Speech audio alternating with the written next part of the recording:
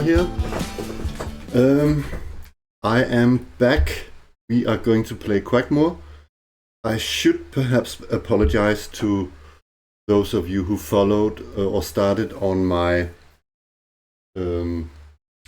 Mythic Bastionland campaign, but back then when I started it, I didn't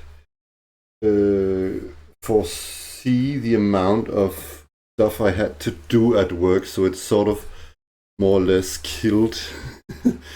I was quite busy up until I got holidays, so I didn't have any surplus to do any videos. But then I got holidays, and then on a whim I decided to make a record. So I recorded an album in 14 days.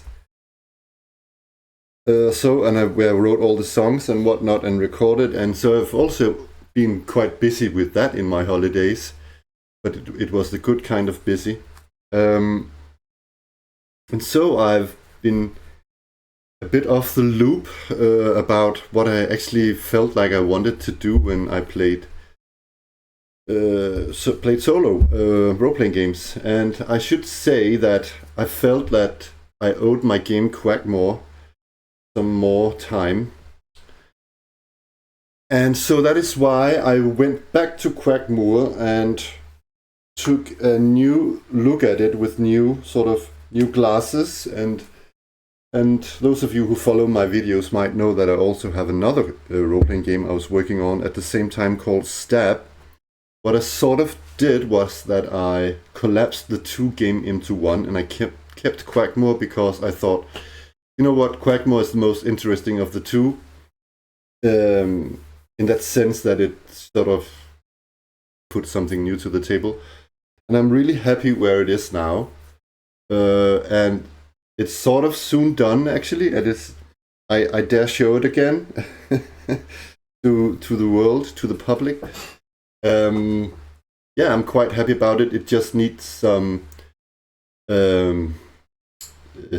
setting specific monsters. I need to make the monster lists, and I need to make treasure as well, and then some of the exploration as well. And we can actually play it also by using, for instance, Delving Deeper, because it's more or less compatible in a sense with that, even though it has its own set of rules. There are some similarities with hit dice and armor class,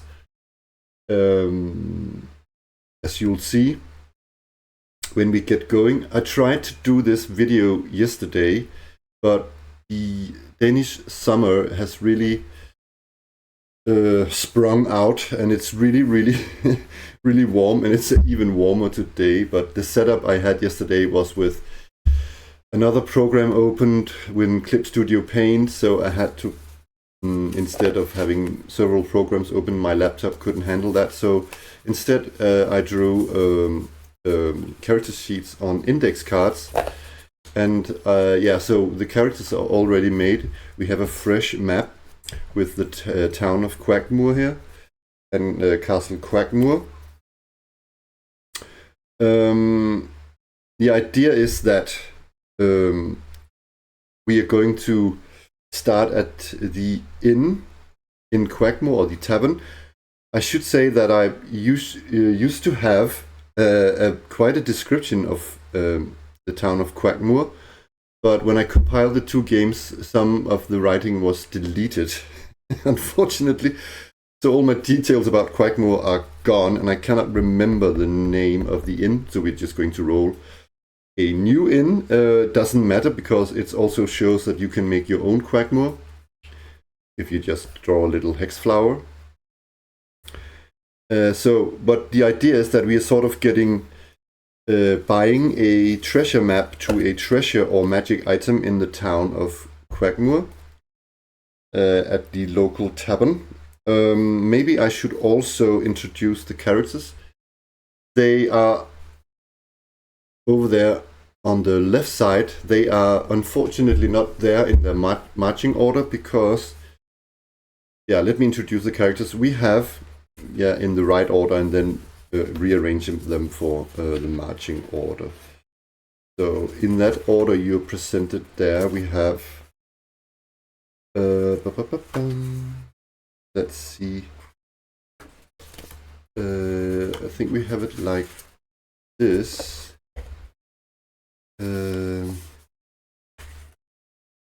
Yeah.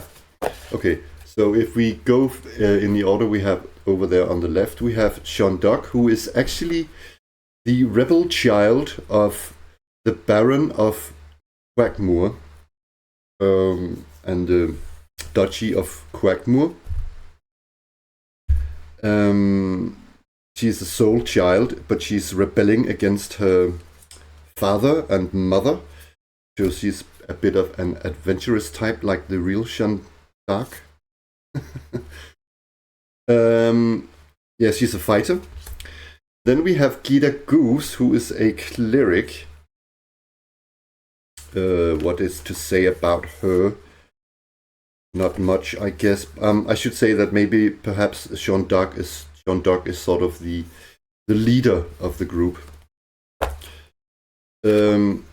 These guys who are not like old friends, they are just joined for a common cause, and that is to be adventurous. So they might have their own agenda. In Quackmoor, I don't use alignment. I've been thinking a lot about that because, as you might have guessed, Quackmoor plays on Blackmoor. But in my game, I do not have alignment. Yeah. So, where was I with that? Oh, yeah. So, also for the sake of this solo play here, so if we have a character that dies, I'm not going to roleplay anything deep with a funeral and stuff like that. They know what they signed up for, so death is a possibility. So, yeah, that is Gita Goose. She is a cleric. Then we have number 3 there from the top. That is Claude. He is a thief. Yeah. Then we have Onyx, first level wizard. Oh, I should say maybe also that Sean Dock is an adult morph, and so is Gita Goose. And Kleptoclode is actually what is called a junior morph, so he's a bit different. Then we have Onyx, who is, as I said, a first level wizard. He is also an adult. He has all sorts of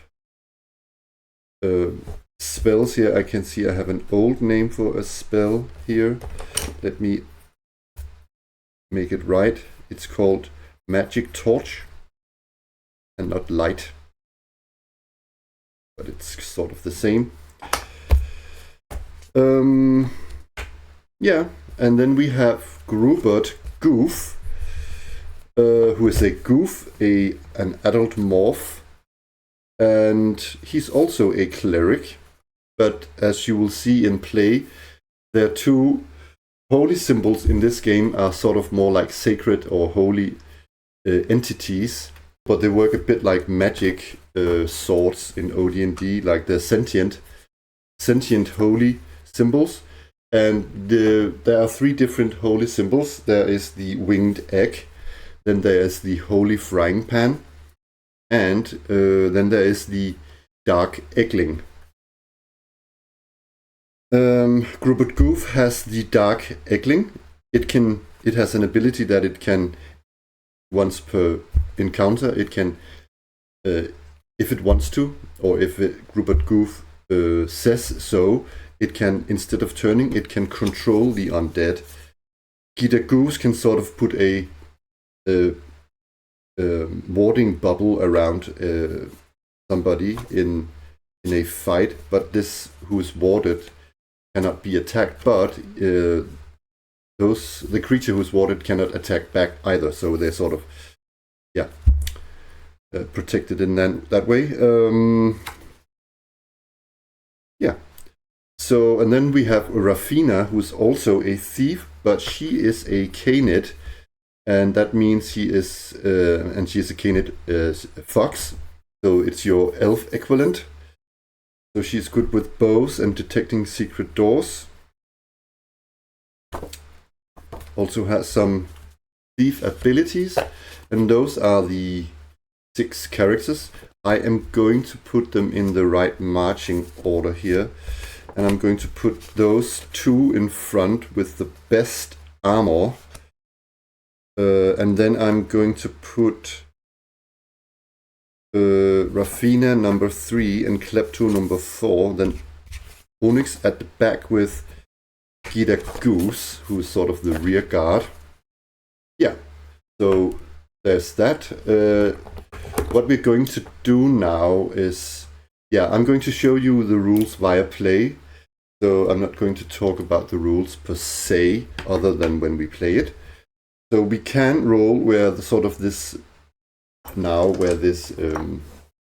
treasure map sort of this treasure map should point to a. Oh, I can see. Oh, my screen was frozen. It's probably due to the heat. I'm going to turn on a fan. So there might be some noise because I use a compressor. You can actually hear the fan when I'm talking more than when it's silent. It's so warm here. Okay, anyways, let's roll sort of where the dungeon with this treasure is, where the treasure map tells us it is. So 5, 1, 2, 3, 4, 5. It's in this direction. And I'm going to say that it's either in the 2nd row or in the 3rd row. So we're going to roll that 1, 2, 3. It's the 1st row.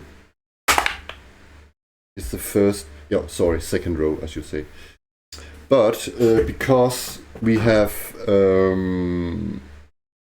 these 2 hexes as well, there's going to be a chance that it could be one of those as well. So I'm going to say 1, 2, 3, 4, 5, 6.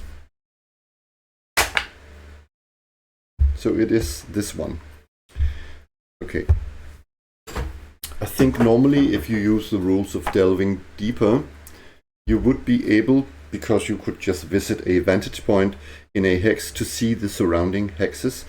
We're not going to do that. It's not that the player characters do not know what is around here. It's just for our sake, so we can roll and do it sort of procedurally.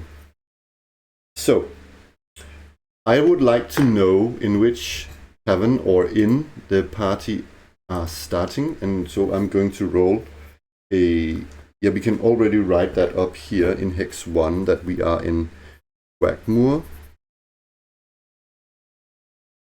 And we are in the inn that is called Betrayed Oak. The Betrayed Oak. Interesting. The Betrayed Oak. Last night I rolled the Cowardly Sword. That was kind of funny. The Betrayed Oak. Interesting. Maybe there is an oak that is growing inside the inn. We don't know. I'm not going to roll up the details of the inn. Doesn't matter for now. But what I would like to know is what is the actual hex, which sort of biome do we have here? 9 is woods, so that is perfect. So this Quackmoor here is in the woods. I am going to draw some woods on this drawing, and I'm going to write it here. I have Madeleine Hale's Arcane Artifacts and Curious Curios. If we don't succeed on rolling a treasure with magic items, we are going to roll one roll one in Madeleine Hale's book of magic items. So Is it going to be a magic item, or is it going to be a magic item with a map? You know what? Instead of with a map, I'm going to see magic item with a treasure. So I'm going to say that it's, I roll a 6-sided, and it's 1, if I roll 1 through 4, I'm going to go with this, simply the magic item. If I roll 5 or 6, I'm going to take and roll a magic item and a treasure. It's just a magic item. So I think I am going to go with Madeline Hale's book, because it's sort of whimsical and it fits the tone of this sort of semi-Karl Barksian universe. So we are first going to roll a 10-sided die. 3 armor. Okay. So we're going to page 85, and we are going to roll a 100-sided.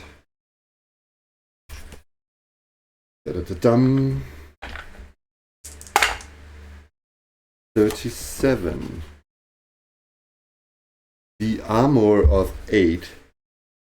And again, if it doesn't fit with my rules, I'm going to roll another one.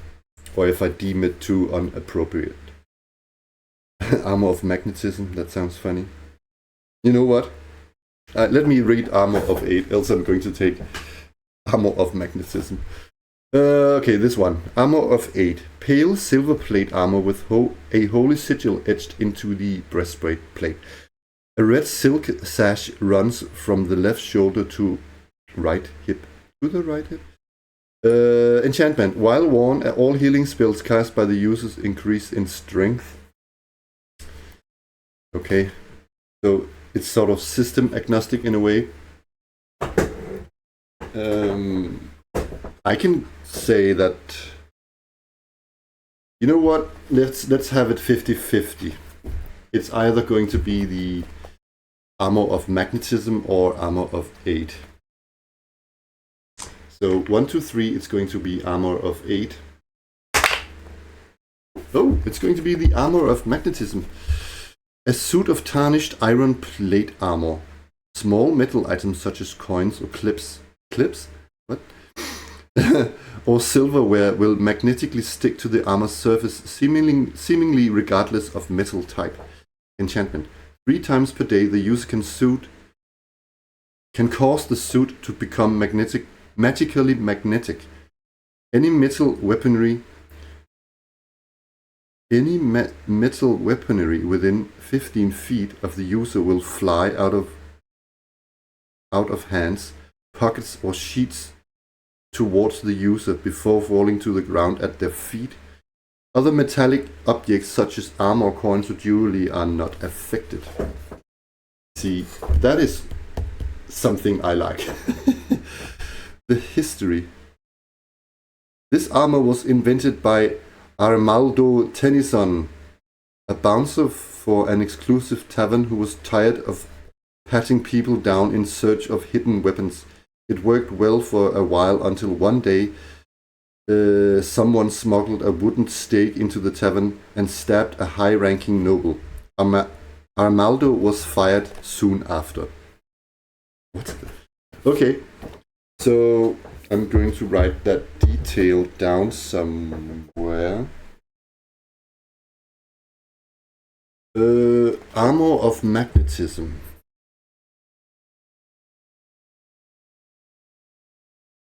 I think what I want to have is also a sort of a theme for the dungeon. I could, let's see, the dungeon themes in Madeline Hale's other book. Else I could use the Tome of Adventure Design, sorry. I know there are dungeons in here. Dungeon generator. Yeah, you can roll some themes here. Actually, I think I would want to try that. 68. Oh, I can also roll some other atmosphere. I am going to note that here. The dungeon. I don't like tables where you only use a four-sided, but here we go. Damp and mossy. And peculiarities. 68, I rolled that, yeah. So, traps. The dungeon is riddled with traps. 20% chance of traps in each room. I like that. Should we roll one more thing? In each room. One more, I think. That could be funny. Whoopsie. 63. I don't know how to play that, but it fits with the dampness. Steam. A boiling underground spring sends scalding steams up through the cracks in the floor.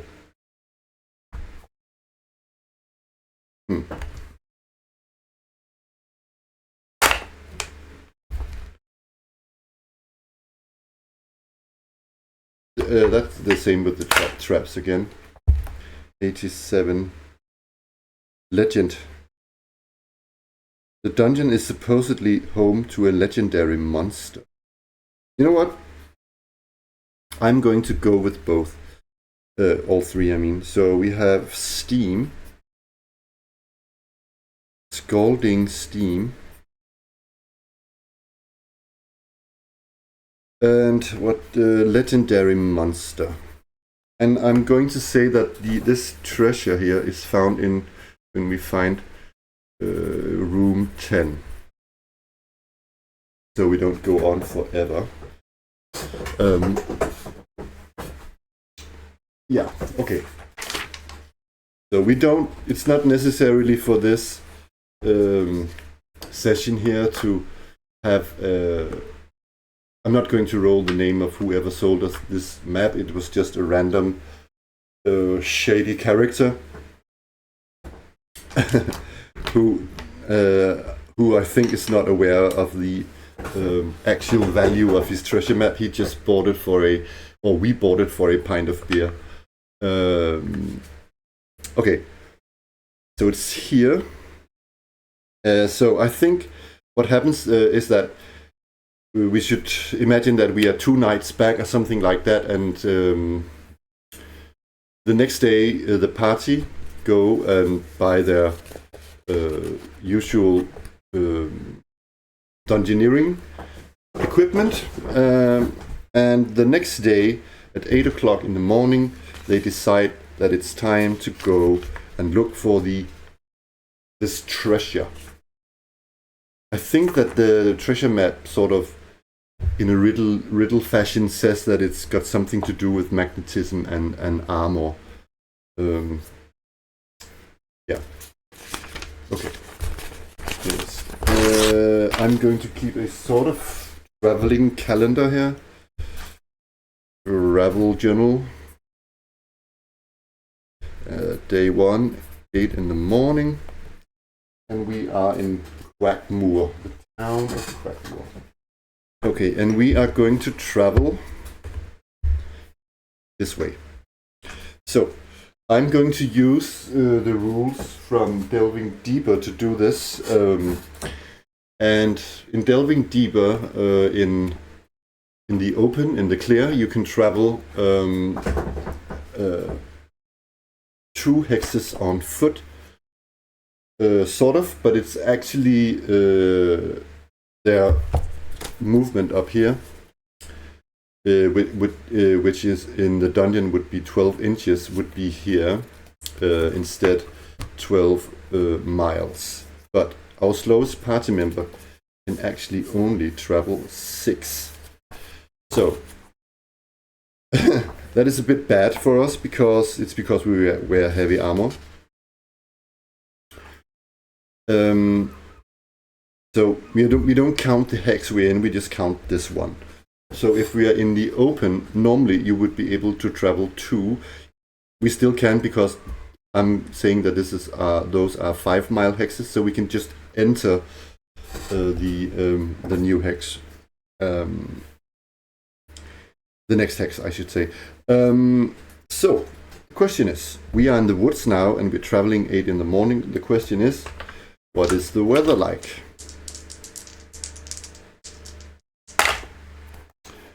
It's pretty decent, I can see. It's clearing. Okay. Nice. So that's good. And we're not going to roll for getting lost, because we travel from a known location, which is the town of Quackmoor.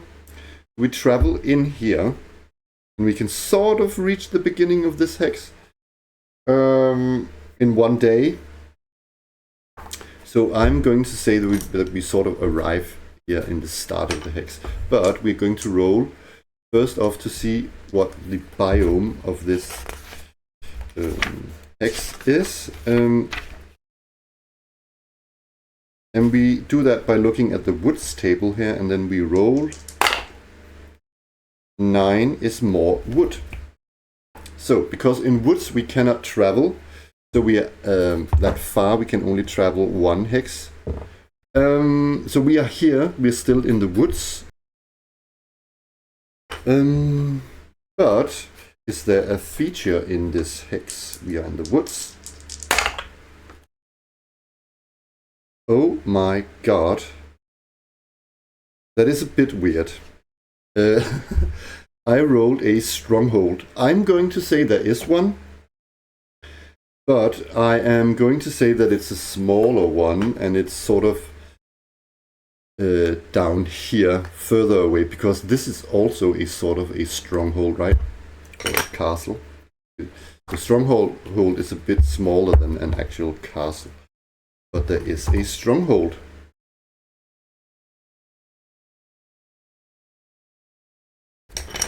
Okay, now it gets interesting, because strongholds can go in all directions.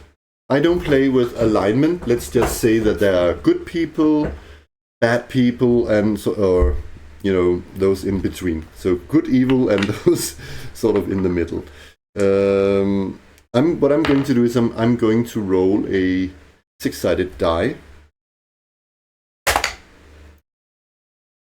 Phew, it is one of those strongholds where the seat of power in this stronghold is a fighter. Let's see, I'm going to roll his entourage. He has genies? That is weird. Okay. Strongholds. Where a stronghold is indicated, it is an occupied keep, tower, or fastness at a strategic locale, such as a bluff, crossroad, valley, bridge, or island. The principal resident of the stronghold should be determined as follows. The resident will be a 9th to 12th experience level, and will so in my game, it's I'm going to say that it's either level 6 or level 7, and will be attended by an entourage as indicated above.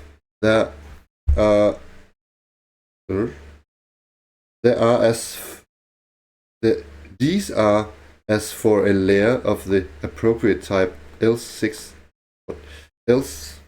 1 to 6 individuals where no layer type is given. Heroes and anti-heroes indicate bands of 3 to 18 fighters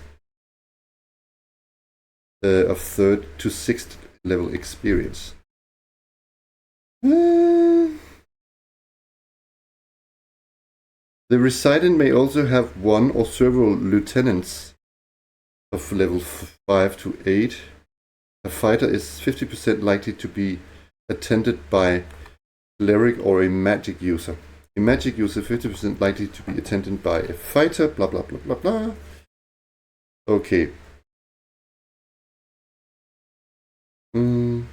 Regardless of the above, a stronghold is occupied by a force of between 30 to 180 soldiers with a military number of supporting staff. If the principal resident is chaotic, there are 50% chance likely to be orcs, otherwise they are men.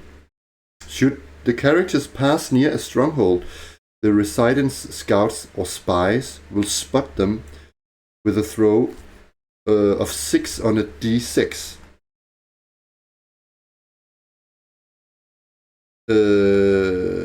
At 2 hexes distance. Oh wow! Okay. And a 5 on a 6 at a 1 hex distance, and a 3 to 6 if they pass within the same hex. So let's see if this fighter and his aunt or his spies sees us. They doesn't. They don't. I mean, so we don't really have to. We don't have to worry about it now. So okay, that was a bit confusing. Anyways, let's write here that in hex 6 we have woods, and we have a stronghold, neutral, keep. Let's just call it keep. And yeah, they didn't see us. So on the other hand, do we have an encounter? In my game, you have encounters on a 10 plus, but because we're in the woods, I'm going to say that it's a 9 plus. No encounters. So we sleep, and it's the next day. 8 in the morning. Maybe I should write that we yeah, nobody from, yeah, you know what, let's roll the castle name, because I can do that quite quickly.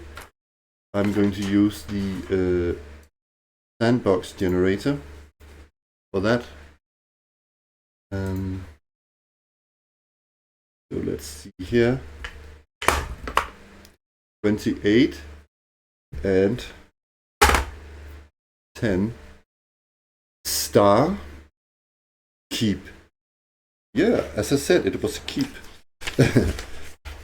Nobody from the star keep saw us. And we had no encounters. No encounter. Okay, day 2.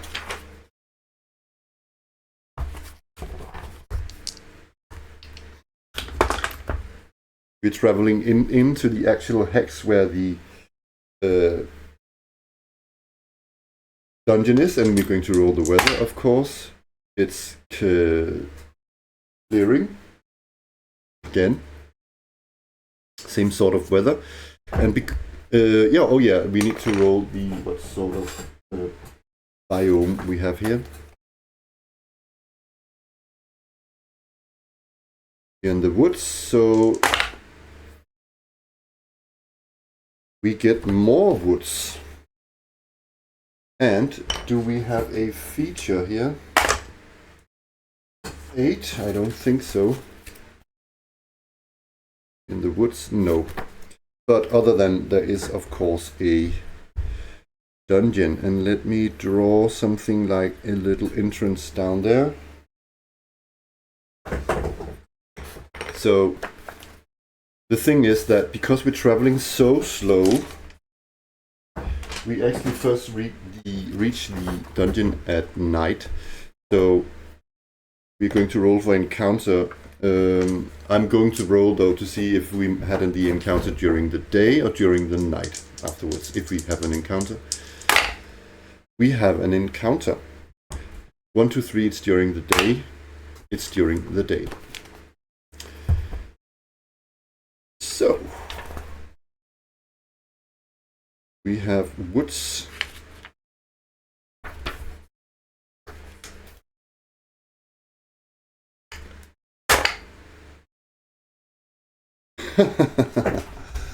Ah, that is funny. That is funny because we meet unicorns. But it is actually funny because I just transferred some of the monsters from my proto game of Quackmoor, and I have a black unicorn. So I have this rule, so when you meet unicorns in this game, there's a rule I was thinking about is that it's sort of 50-50 whether you meet this black unicorn. Maybe I should get the picture up. That is quite hilarious, actually. Let me scroll down to it.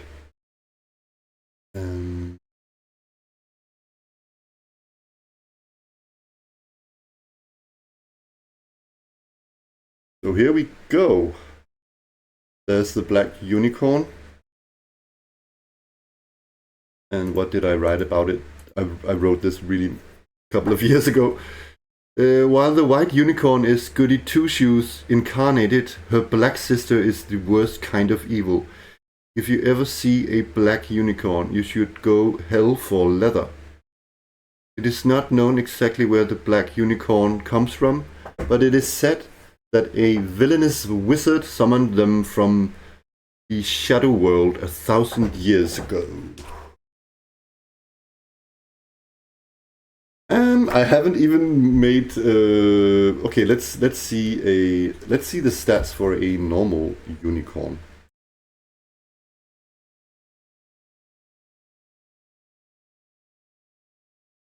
Oh, here we go. Unicorns are fierce, noble, magical steeds. They are reclusive creatures who will tolerate contact only with a maiden of pure heart. If she is a valorous warrior, oh, I think this is Shandak, perhaps. A unicorn may contend to serve her as steed, using its horn as a lance when it charges. A unicorn saves as 12th level magic user. It is able to sense enemies within 20 is that yards? I think it is, and can dimension door up to 36 yards once per day. I don't know if it's yards. I think it's yards.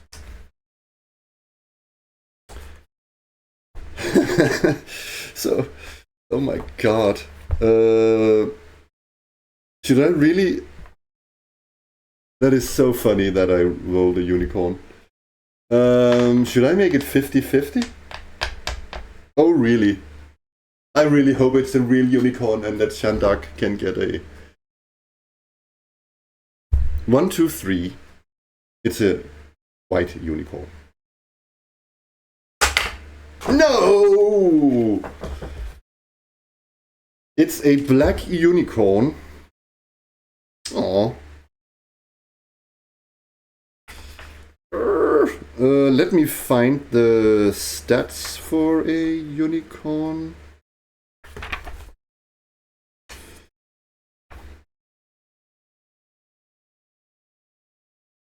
Oh, they only hit die 4. Okay. So I'm going to say that a black unicorn we encountered. Let's see. Black unicorn is the same as the white unicorn. Number appearing. You know what? I'm going to say that is 1 appearing. Armor class 3. Oh, so that is as armored foot in my game. Let's see. Movement 24. Shit. Hit die 4.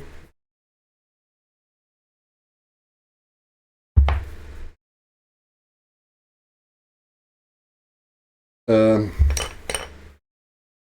that is bad. So, first off, are we surprised, or is the unicorn surprised? The black unicorn. Oh, I need a sip of coffee.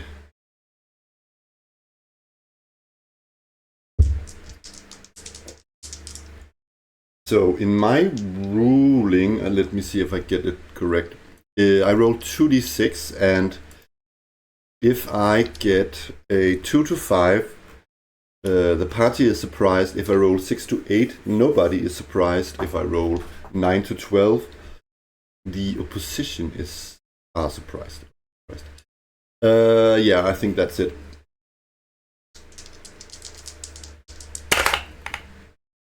Nobody is surprised. And outside, it's 46 yards away.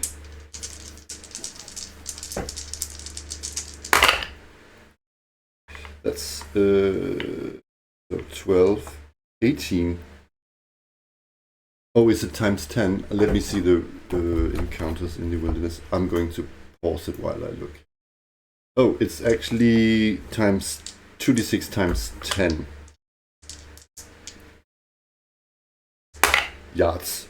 So 70 yards away. Okay.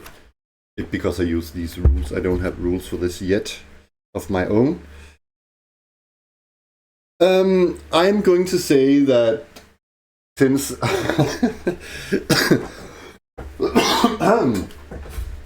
that is simply going to attack us, we're not going to roll a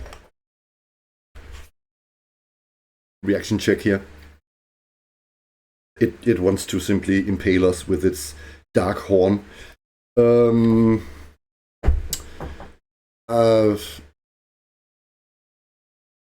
Okay. So we can evasion and pursuit. We're going to run. Or are we?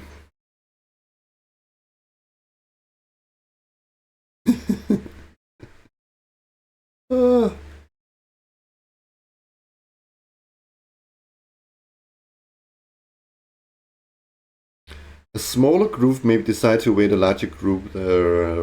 Hostile monsters, including will pursue with a throw of 4 and 6-sided die, while non-hostile will pursue only on a 6. The probability of evading an encounter is determined by the relative size of the parties.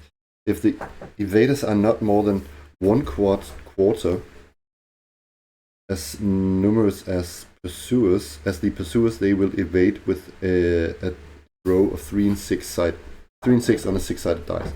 If they are no more than half as numerous, they will evade with a throw of 4 to 6. Otherwise, they will evade only on a 5 and 6. So we are 3 and 6 because it's only 1 and we are 6.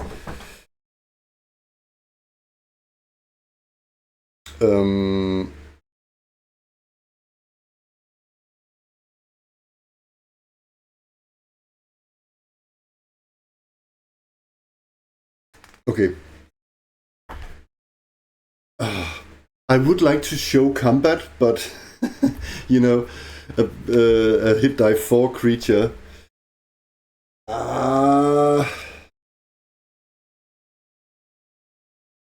You know what? Let's have the dice decide what to do.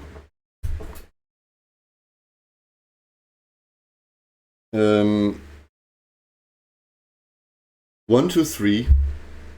The party wants to fight. Or is that likely? Yeah, let's make it 50-50. They do not want to stay and fight. Okay, so they flee. I'm just going to use the rules of delving deeper now. So it's a 6-sided. If I roll 3, 4, 5, or 6, we are going to run away from this unicorn. it's a bit simplified compared to the original OD&D rules, so I kind of like that because it was maybe a bit complicated. Come on. Yes. Thank God for that. Okay, so we run like hell, as I said in the... We run to hell for leather, right? Okay, now this fan is almost too cold for me. Okay, so we make it away.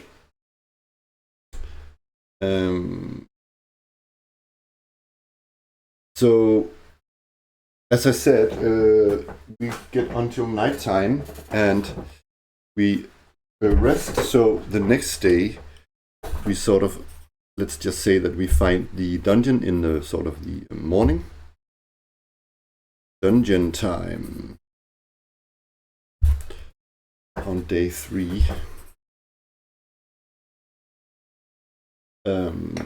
So, okay.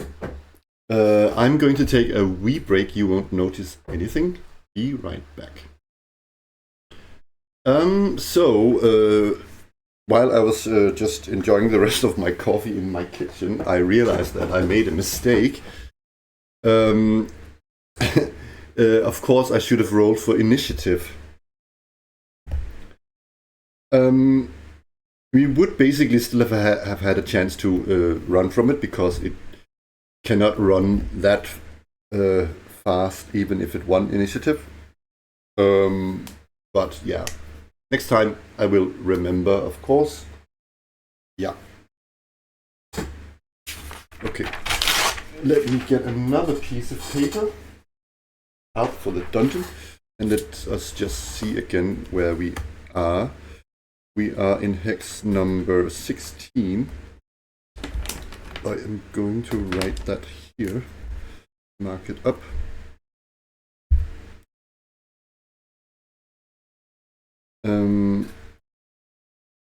And number 16 is woods. And somewhere in those woods there was also... I don't think that... No, as far as I remember, unicorns don't have lairs. So anyways, woods and dungeon.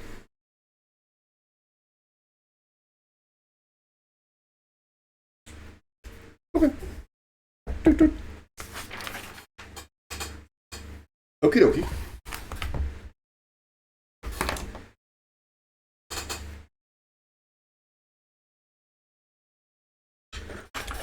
So, as always, I am using the Level Drains version, online version of the OSRIC Procedural Dungeon Generator. I won't share it here on the screen because it would be too much clicking back and forth. You will just have to trust me.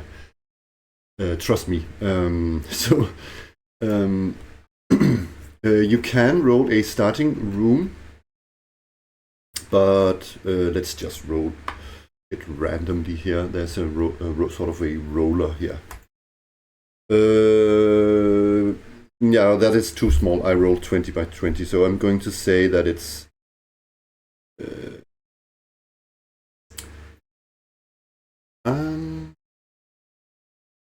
by 30. Let's just say that.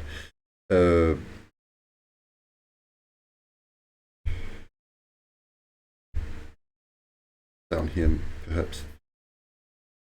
And then some exits. Let's just say that we come in here via some stairs.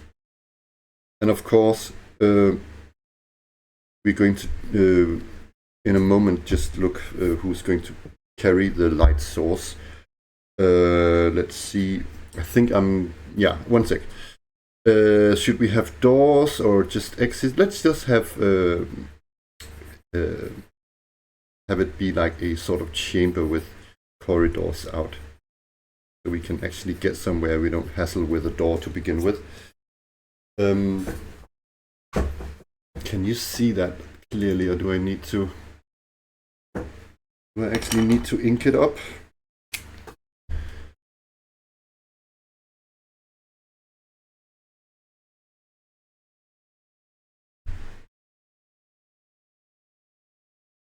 and link it up for you.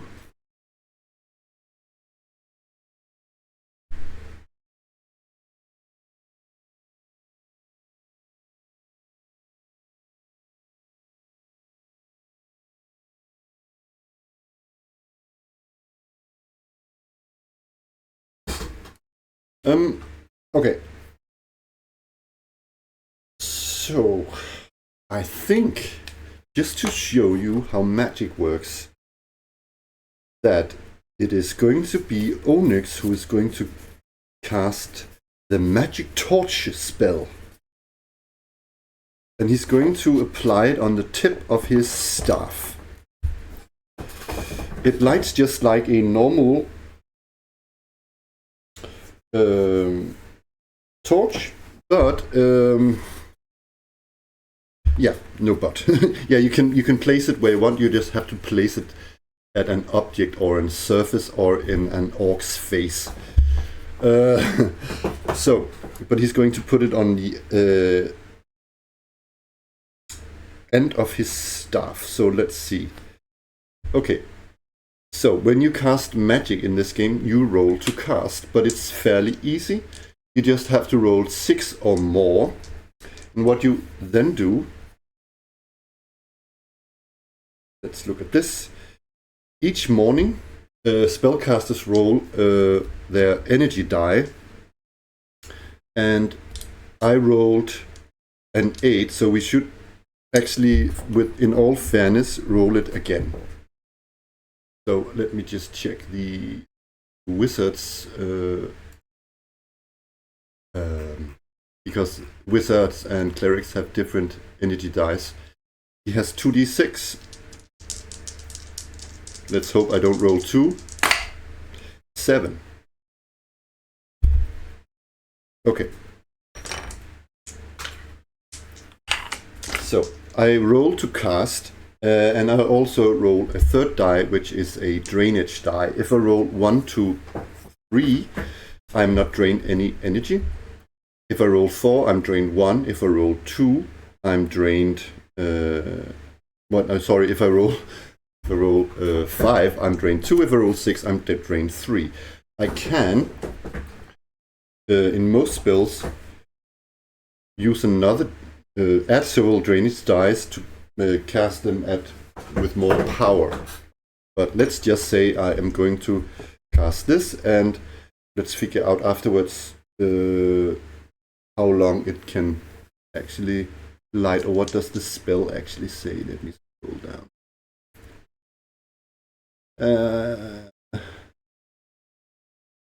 Yeah, I think it's just 1 hour that it lasts. So, okay, by the way, if I don't succeed the spell cast or the spell roll, I cannot try and cast the spell until after a dungeon rest. If I'm drained from energy, I cannot cast any more spells that day. And I will have to roll the energy die again the following morning. So, and of course the energy die increases when I level. Okay. Bad. Sort of. So I cast the spell, but I'm drained 3 points. So I'm down to 4 energy. Okay. And it says in the description that the wizard can choose the color and how it looks himself. I'm going to say it looks orange with sparkles. I don't know. So, where was Onyx again? He was at the back, right? With Gita. Question is, which way are they taking? It's just 1, 2, 3. 1. Here. So now they have moved. Yeah, in OD&D, your movement rate is when you are is actually times 2. So if you have a movement rate of 6, it's actually 120 feet in one turn. So I have the same in this game. So going here, let's check what is called the general in OSRIC, the general table, to see what we find here. We find a side passage, see table 21. Check this table again in 30 feet. It's a T passage. And that is actually, some of those explanations are a bit weird, because actually when it's a side passage, the corridor continues. So when it's a T passage, it's actually sort of a crossroads.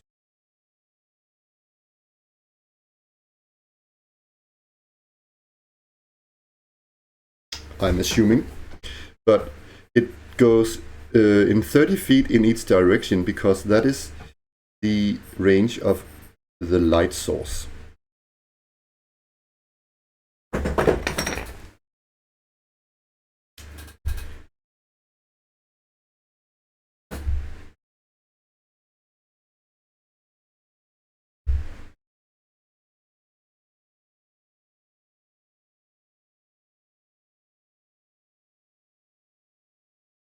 Okay, so they have now moved, let me count it.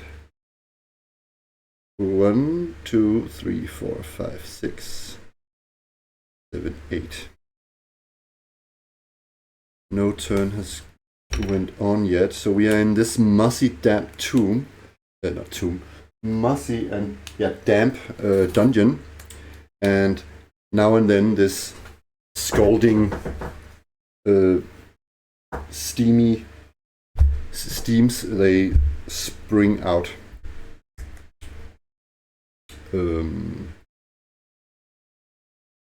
Okay, which way are we going? 1, 2, 3. Going left again.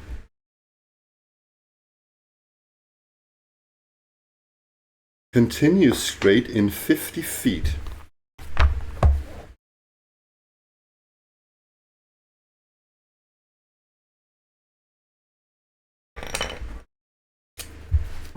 This is a very sort of linear and dungeon. They look really different, these dungeons. Let's see.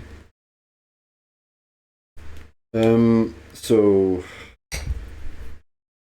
1, 2, 3, 4, 5, 6, 7, 8, 9, 10, 11, 12. So it's actually here where the first turn, the first 10 minutes have passed.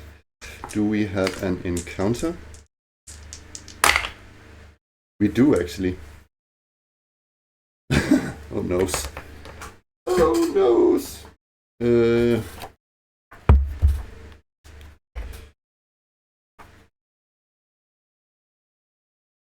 I can turn off that fan again.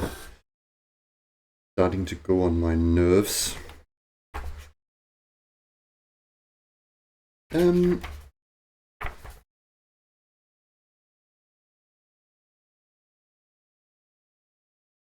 Here we go.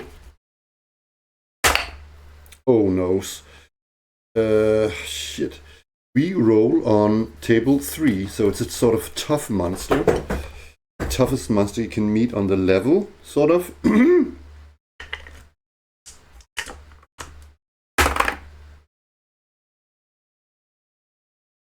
Oh noes. We meet, in some books it's called albino apes. Oh no, white apes. Okay, I thought it read white, like in the color white. This is white, like in the ghost. White ape. What the hell is that? Sorry, my language. Sounds bad, right? knows? White ape.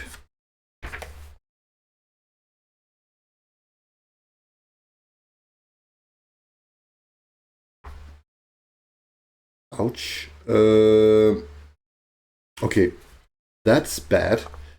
Hit die 5 plus 2. Of course, we don't use the same hit die, so I'm going to lower it by say it's how do we do that? So it's level 3. Let's just say that it's still bad, or hit die 3, and then I'm going to say plus 1 instead. So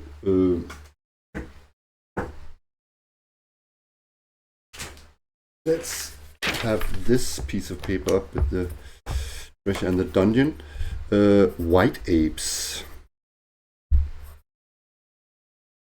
And the number in Delving Deeper is a bit high, so I'm going to say that it's 1 through 3.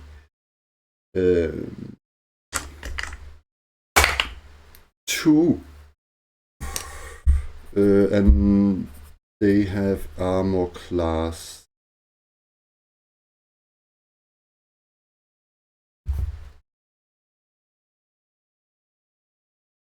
6. Hit die what I said, 3 plus 1.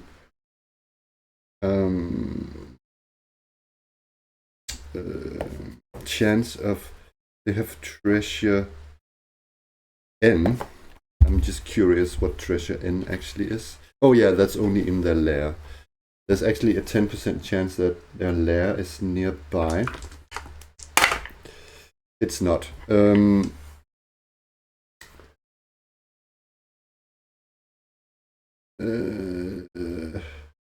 Well, it's actually treasure C that I have in lair.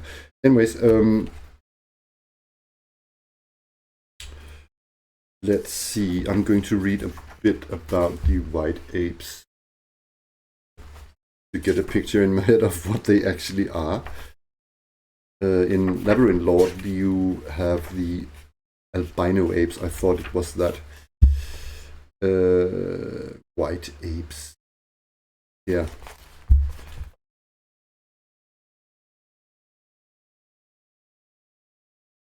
Oh, maybe it is just like, okay. White apes are so called for their pale coloration and dread demeanor. They occur in small bands in dense jungles and around ruined catacombs. They are larger and more aggressive than regular apes and have a taste for human flesh. Worse yet, they possess a malign cunning, employing rocks and stones as tools, and their strength is such that they cause 1 to 11 hit points of damage on a hit. What, 1 to 11? So it's 2d6 minus 1, or what? Yeah, it must be 2d6 minus 1 damage. 2d6 minus 1 damage. And they have, in my ruling, because they fight as fighters, monsters do that, they have actually 3 attacks. So we're sort of equivalent hit die wise. You know what? I think I want to fight these apes. So let's roll initiative instead now to see whose turn it is.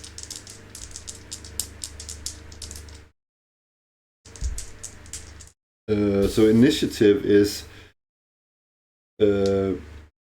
what were my rules again? Oh yeah, if I 2 to 6, we win initiative 7. Combat happens simultaneously. 8 to 12, the apes win initiative.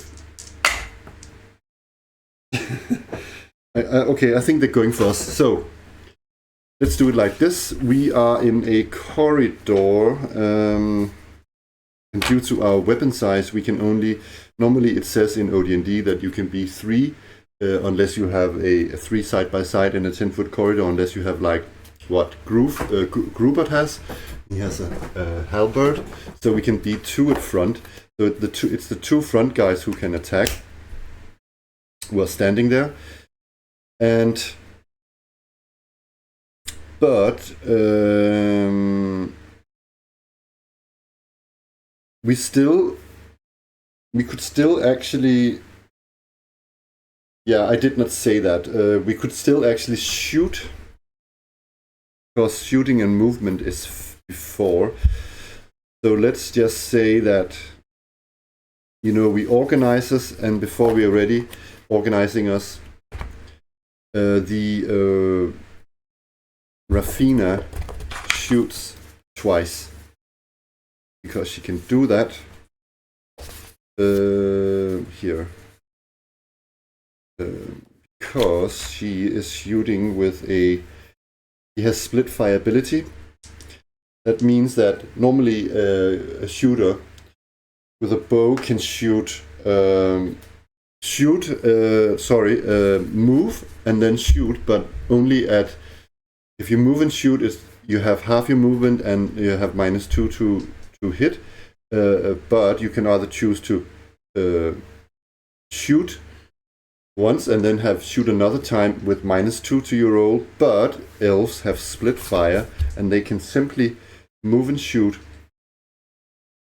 without penalties. So she's going to go and shoot twice with no penalty. She has even +1 to hit. They have armor class what? Armor class 6. So armor class 6 in my rules, I think is what I call, or because my combat system is based on chainmail, but it's not chainmail. They are what is considered a heavy foot.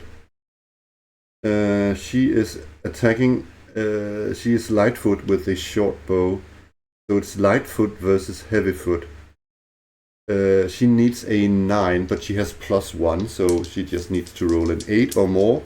She can do this twice. That's a hit. Damage of a short bow is a light weapon, so it's 2d6, take the lowest. 2 damage. Let's just say left ape. We have an ape here, and one here, and this ape has, let's see, 9, 11, 12 hit points, and the other one has, whoa, that's the weak one. He has 6 hit points because he has +1. So he's went down by 2 and is now down to 10. He shoots again. That's another hit. She does, oh wow, 1 point of damage. So now it's the apes.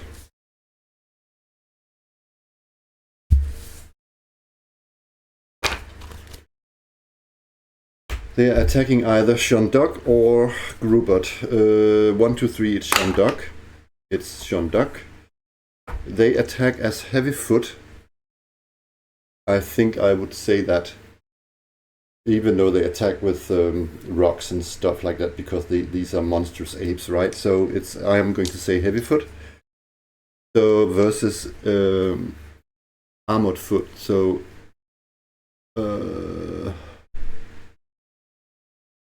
it's a 9. They need to roll a 9. Oh, they have +1. I forgot that they are monstrous. So they just need an 8 to hit Shonduk. Misses. Its next attack misses. She was hit one last time, and it's heavy, so it's just, oh, she's down to 3 hit points. Shonduk got injured. The other one attacks. Let's say it grows after Grubert then. Grubert I'm wondering about one thing. Yeah, I wrote it wrong on Shondok's. Yeah. She is actually, her weapon class is actually, I wrote that it was armored, her weapon class was armored foot. It's not, it's light foot. And she is armored foot in armor. Anyways, so the ape attacks Grubert, and again, it's the same. It needs an 8 to hit. Misses, misses, and misses. So now it's us, and Shandok swings his sword.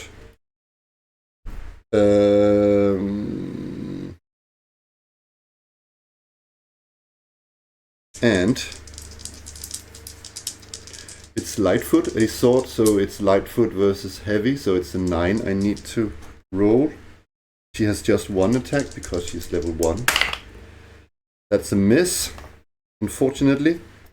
Robot Goof, attack with Armored Foot, and it's versus Heavy Foot, so it's a... Let's see, I need a Armored Foot versus Heavy Foot. I just need a 7 to hit. Ah, shit. Misses.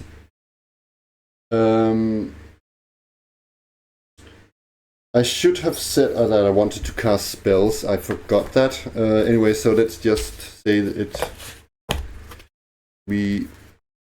that they prepare their spells. So who wins initiative?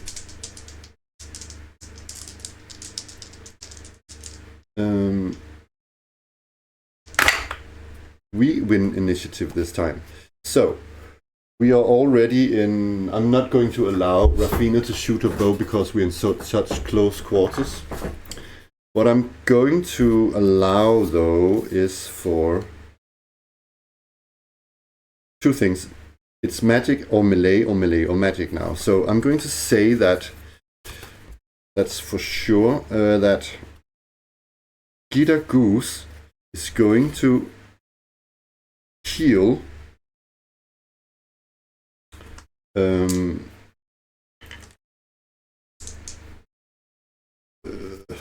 Shandok. And let me just check the rules for doing that. Yeah, it's a hit die per drainage die, so she's going to heal Shandok. Yeah, she's not drained anything, first of all, and she heals 1 hit die. So it's a d6. She's healed 2 points. Shandok is back up to 5.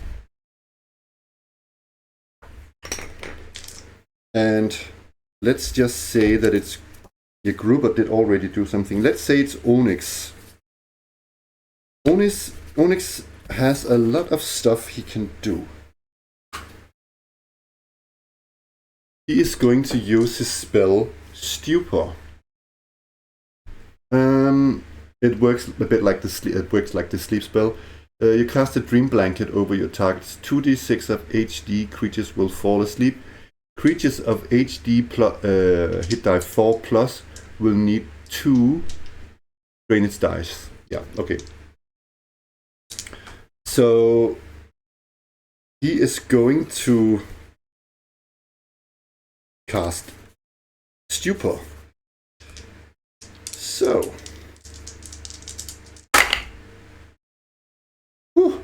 that was lucky, but he's drained again 3 points.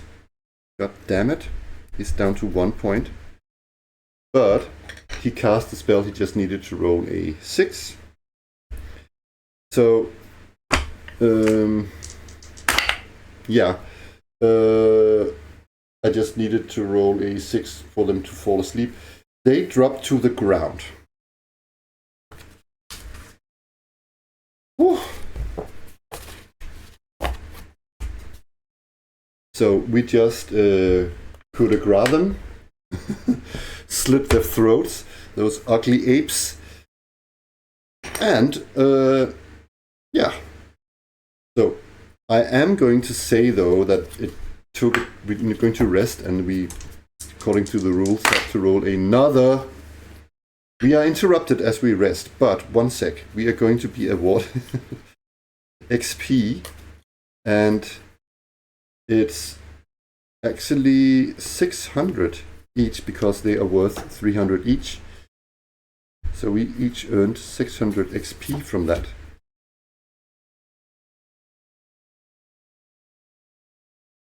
I am going to stop for now. Thank you very much for watching.